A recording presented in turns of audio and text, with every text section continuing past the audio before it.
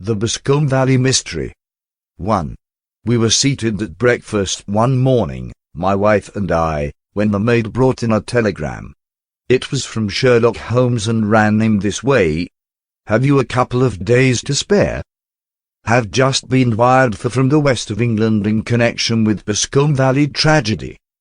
Shall be glad if you will come with me. Air and scenery perfect. Leave Paddington by the 11:15. What do you say, dear?" said my wife, looking across at me. "Will you go?" I really don't know what to say. I have a fairly long list at present. Oh, and Struther would do your work for you. You have been looking a little pale lately. I think that the change would do you good, and you are always so interested in Mr. Sherlock Holmes' cases. I should be ungrateful if I were not, seeing what I gained through one of them, I answered. But if I am to go, I must pack at once, for I have only half an hour. My experience of camp life in Afghanistan had at least had the effect of making me a prompt and ready traveller. My wants were few and simple, so that in less than the time stated I was in a cab with my valise, rattling away to Paddington Station. Sherlock Holmes was pacing up and down the platform, his tall, gaunt figure made even gaunter and taller by his long grey travelling cloak and close-fitting cloth cap. "It is really very good of you to come, Watson," said he. "It makes a considerable difference to me, having someone with me on whom I can thoroughly rely. Local aid is always either worthless or else biased. If you will keep the 2 corner seats, I shall get the tickets." We had a carriage to ourselves save for an immense litter of papers which Holmes had brought with him. Among these he rummaged and read, with intervals of note-taking and of meditation, until we were past Reading. Then he suddenly rolled them all into a gigantic ball and tossed them up onto the rack. "Have you heard anything of the case?" he asked. "Not a word. I have not seen a paper for some days. The London press has not had very full accounts. I have just been looking through all the recent papers in order to master the particulars. It seems, from what I gather, to be one of those simple cases which are so extremely difficult." That sounds a little paradoxical, but it is profoundly true. Singularity is almost invariably a clue. The more featureless and commonplace a crime is, the more difficult it is to bring it home. In this case, however, they have established a very serious case against the son of the murdered man. It is a murder, then? Well, it is conjectured to be so. I shall take nothing for granted until I have the opportunity of looking personally into it. I will explain the state of things to you, as far as I have been able to understand it, in a very few words. Boscombe Valley is a country district not very far from Ross, in Herefordshire. The largest landed proprietor in that part is a Mr. John Turner, who made his money in Australia and returned some years ago to the old country. One of the farms which he held, that of Hatherley, was let to Mr. Charles McCarthy, who was also an ex-Australian. The men had known each other in the colonies, so that it was not unnatural that when they came to settle down they should do so as near each other as possible. Turner was apparently the richer man, so McCarthy became his tenant but still remained, it seems, upon terms of perfect equality, as they were frequently together. McCarthy had one son, a lad of 18, and Turner had an only daughter of the same age, but neither of them had wives living. They appear to have avoided the society of the neighbouring English families, and to have led retired lives, though both the McCartys were fond of sport and were frequently seen at the race meetings of the neighbourhood. McCarthy kept 2 servants, a man and a girl. Turner had a considerable household, some half-dozen at the least. That is as much as I have been able to gather about the families. Now for the facts. On June the 3rd, that is, on Monday last, McCarthy left his house at Hatherley about 3 in the afternoon and walked down to the Boscombe pool. which is a small lake formed by the spreading out of the stream which runs down the Boscombe Valley. He had been out with his serving man in the morning at Ross, and he had told the man that he must hurry, as he had an appointment of importance to keep at 3. From that appointment he never came back alive. From Hatherley farmhouse to the Boscombe pool is 1/4 mile, and 2 people saw him as he passed over this ground. One was an old woman, whose name is not mentioned, and the other was William Crowder, a gamekeeper in the employ of Mr. Turner. Both these witnesses deposed that Mr. McCarthy was walking alone. The gamekeeper adds that within a few minutes of his seeing Mr. McCarthy pass he had seen his son, Mr. James McCarthy, going the same way with a gun under his arm. To the best of his belief, the father was actually in sight at the time, and the son was following him. He thought no more of the matter until he heard in the evening of the tragedy that had occurred. The 2 McCartys were seen after the time when William Crowder, the gamekeeper, lost sight of them. The Boscombe pool is thickly wooded round, with just a fringe of grass and of reeds round the edge. A girl of 14, Patience Moran, who is the daughter of the lodge keeper of the Boscombe Valley estate, was in one of the woods picking flowers. She states that while she was there she saw, at the border of the wood enclosed by the lake, Mr. McCarthy and his son, and that they appeared to be having a violent quarrel. She heard Mr. McCarthy the elder using very strong language to his son, and she saw the latter raise up his hand as if to strike his father. She was so frightened by their violence that she ran away and told her mother when she reached home that she had left the 2 McCartys quarrelling near Boscombe Pool, and that she was afraid that they were going to fight. She had hardly said the words when young Mr. McCarthy came running up to the lodge to say that he had found his father dead in the wood, and to ask for the help of the lodge keeper. He was much excited, without either his gun or his hat, and his right hand and sleeve were observed to be stained with fresh blood. On following him they found the dead body stretched out upon the grass beside the pool. The head had been beaten in by repeated blows of some heavy and blunt weapon. The injuries were such as might very well have been inflicted by the butt end of his son's gun, which was found lying on the grass within a few paces of the body. Under these circumstances the young man was instantly arrested, and a verdict of wilful murder having been returned at the inquest on Tuesday, he was on Wednesday brought before the magistrates at Ross, who have referred the case to the next assizes. Those are the main facts of the case as they came out before the coroner and the police court. I could hardly imagine a more damning case, I remarked. If ever circumstantial evidence pointed to a criminal, it does so here. Circumstantial evidence is a very tricky thing, answered Holmes thoughtfully. It may seem to point very straight to one thing, but if you shift your own point of view a little, you may find it pointing in an equally uncompromising manner to something entirely different. It must be confessed, however, that the case looks exceedingly grave against the young man, and it is very possible that he is indeed the culprit. There are several people in the neighbourhood, however, and among them Miss Turner, the daughter of the neighbouring landowner, who believe in his innocence, and who have retained Lestrade, whom you may recollect in connection with the study in Scarlet, to work out the case in his interest.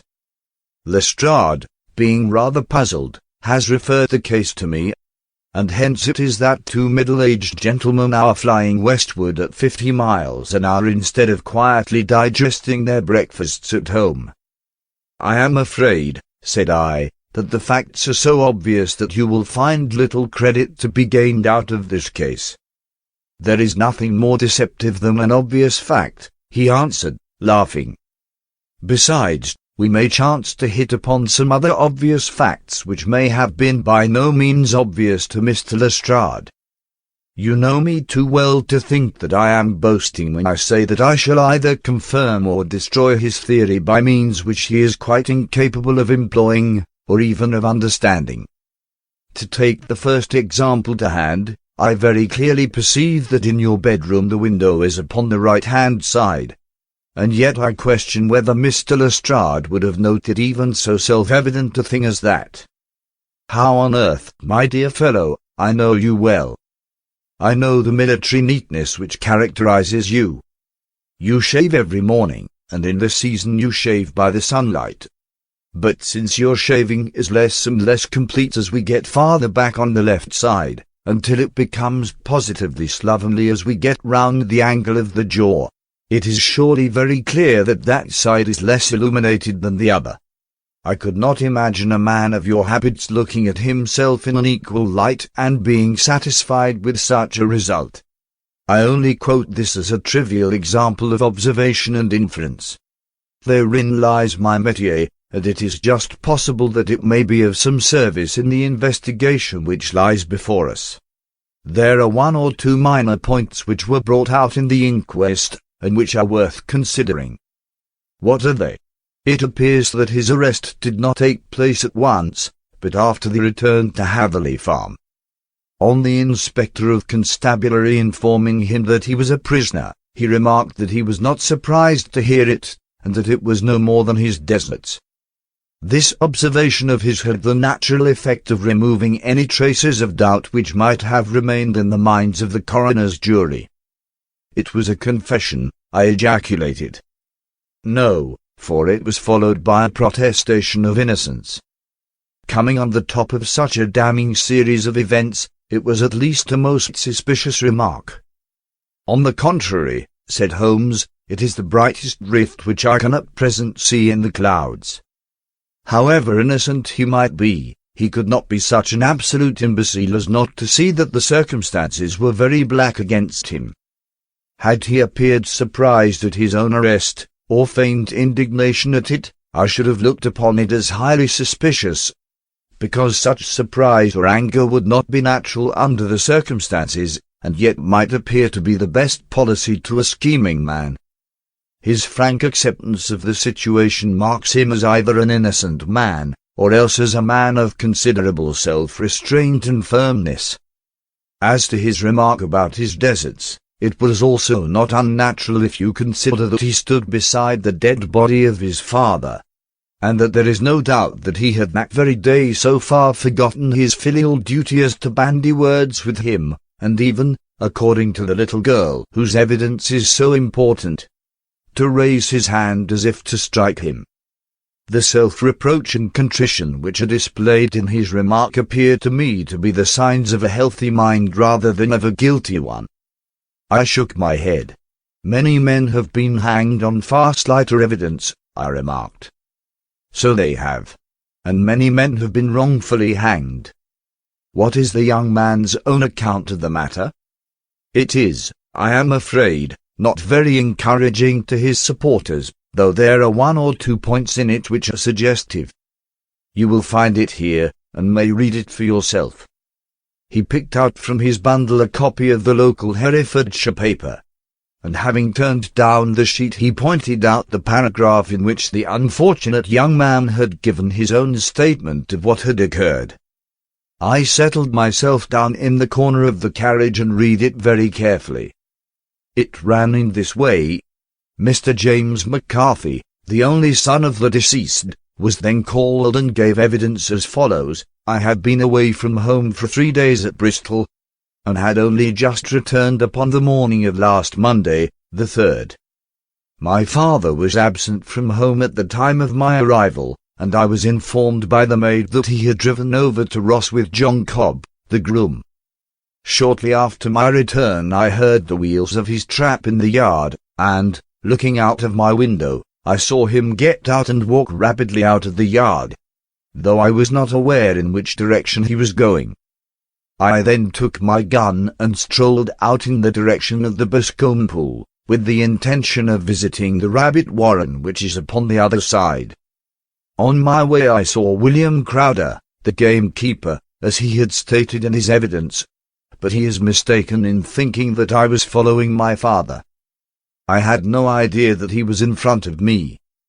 When about 100 yards from the pool I heard a cry of "Cooey," which was a usual signal between my father and myself. I then hurried forward, and found him standing by the pool. He appeared to be much surprised at seeing me and asked me rather roughly what I was doing there. A conversation ensued which led to high words and almost to blows, for my father was a man of a very violent temper. Seeing that his passion was becoming ungovernable, I left him and returned towards Hatherley Farm. I had not gone more than 150 yards, however, when I heard a hideous outcry behind me, which caused me to run back again. I found my father expiring upon the ground, with his head terribly injured. I dropped my gun and held him in my arms, but he almost instantly expired.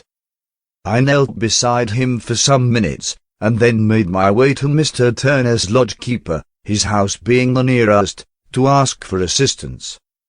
I saw no one near my father when I returned, and I have no idea how he came by his injuries. He was not a popular man, being somewhat cold and forbidding in his manners, but he had, as far as I know, no active enemies. I know nothing further of the matter. The coroner: did your father make any statement to you before he died? Witness: he mumbled a few words, but I could only catch some allusion to a rat. The coroner: what did you understand by that? Witness: it conveyed no meaning to me. I thought that he was delirious. The coroner: what was the point upon which you and your father had this final quarrel? Witness: I should prefer not to answer. The coroner: I am afraid that I must press it. Witness: it is really impossible for me to tell you. I can assure you that it has nothing to do with the sad tragedy which followed. The coroner: that is for the court to decide.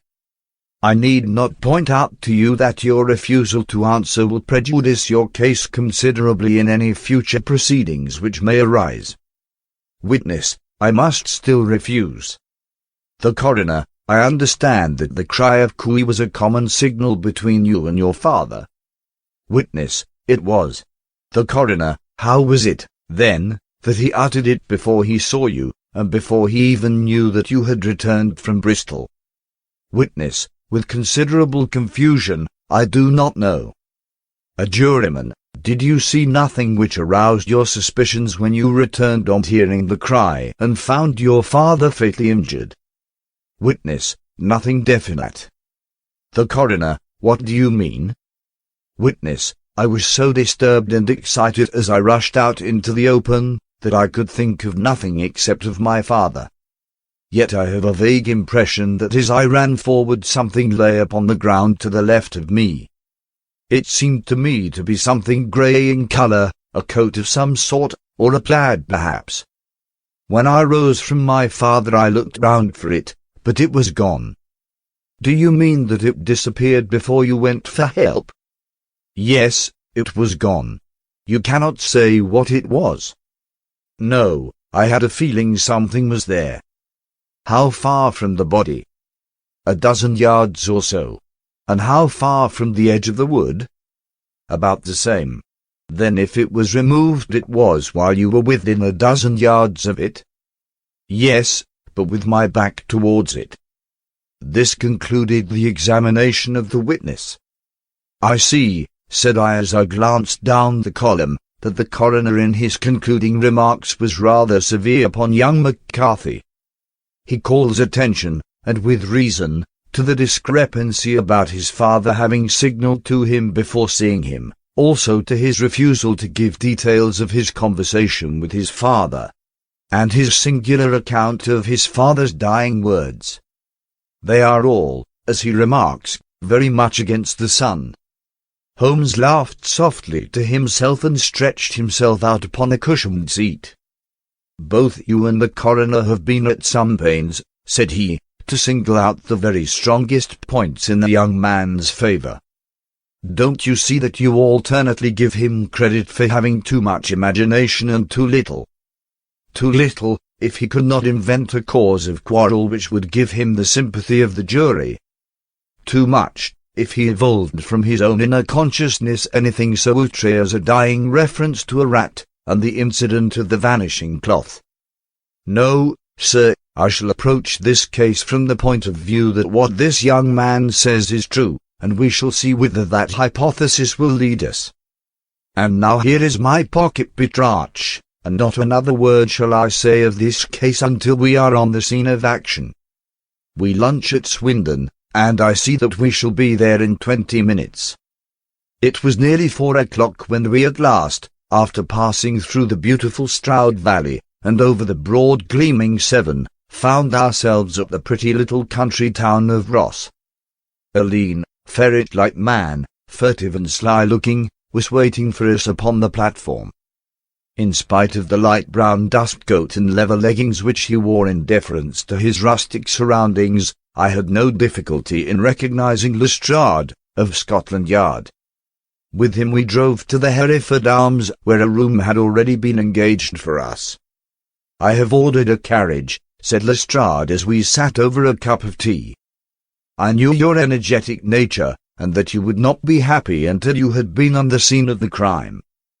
"It was very nice and complimentary of you," Holmes answered. "It is entirely a question of barometric pressure." Lestrade looked startled. "I do not quite follow," he said. "How is the glass?" 29, I see. No wind, and not a cloud in the sky. I have a case full of cigarettes here which need smoking, and the sofa is very much superior to the usual country hotel abomination. I do not think that it is probable that I shall use the carriage tonight." Lestrade laughed indulgently. "You have, no doubt, already formed your conclusions from the newspapers," he said. "The case is as plain as a pikestaff, and the more one goes into it the plainer it becomes.